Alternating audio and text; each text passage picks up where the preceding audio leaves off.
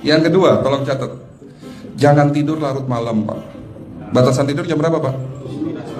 Jam 11 paling telat. Harus sudah tidur. Kenapa? Apa penjelasan medisnya? Orang yang tidur di atas jam 11 akan terganggu fungsi livernya, Pak. Dimana liver kita ini fungsinya banyak. Ya, ada 500 fungsi liver loh, Pak. Fungsi jantung ada berapa, Pak? Fungsi jantung satu. Fungsi jantung tugasnya untuk mompa darah. Fungsi ginjal ada berapa? 2. Absorpsi dan filtrasi. Fungsi liver 500 fungsi. Jadi organ yang paling berat dalam tubuh kita kerjanya adalah liver. Liver akan rusak manakala kalau kita tidur di atas jam 11 malam. Berarti 500 fungsi liver bisa rusak, Pak. Ini salah satu penyebab diabetes. Bukan hanya kerusakan pankreas, tapi rusaknya liver bisa jadi penyakit diabetes, Pak.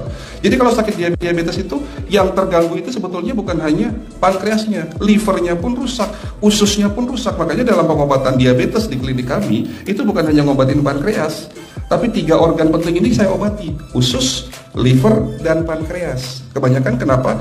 Kalau dalam pengobatan tradisional mereka tahunya diabetes itu hanya pankreas, ya kan? Tapi di sini dalam pengobatan holistik, orang yang kena liver itu 3 organ ini pasti rusak: usus, liver, dan pankreas. Salah satu penyebab dari kerusakan liver akibat kebiasaan tidur larut malam. Jadi salah satu penyebab diabetes pun bisa karena tidur larut malam. Ya, batasan tidur jam berapa? Sekali lagi, jam 11 harus sudah tidur pulas. Jadi jam 10, setengah 11 paling lambat kita harus tidur pulas. Nanti setelah jam 1 boleh bangun. Yang penting jam 11 sampai jam 1 ini harus tidur pulas.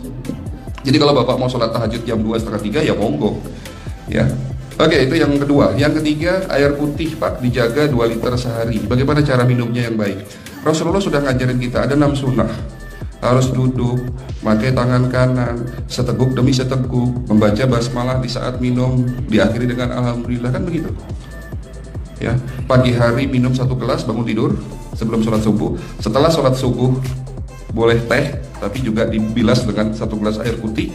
Sebelum mandi nanti, Pak, minum air hangat.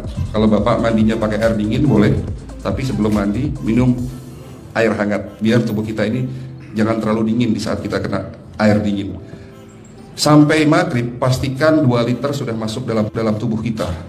Malam mau tidur, tolong perhatikan Ibu ya, malam mau tidur jangan banyak-banyak minum. Nggak boleh minum malam itu segelas sampai 2 gelas mau tidur. Cukup seteguk 2 teguk saja. Karena kalau sampai kita minum mau tidur 1 gelas besar, ginjalnya malah rusak, Pak. Ya.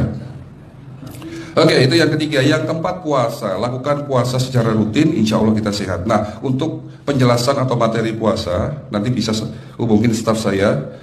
Nanti di bulan Ramadan tahun ini, kalau memang masih ada slot 1 sampai hari ke-20, saya bisa mengisi manasik kesehatan yang berkaitan dengan manfaat puasa untuk kesehatan. Insya Allah kalau memang masih ada slot waktunya, karena kita di bulan Ramadan hanya 20 hari kita mengisi manasik. Ya. Oke, itu yang keempat. Langkah keempat. Langkah 1, 2, 3, 4. Langkah kelima.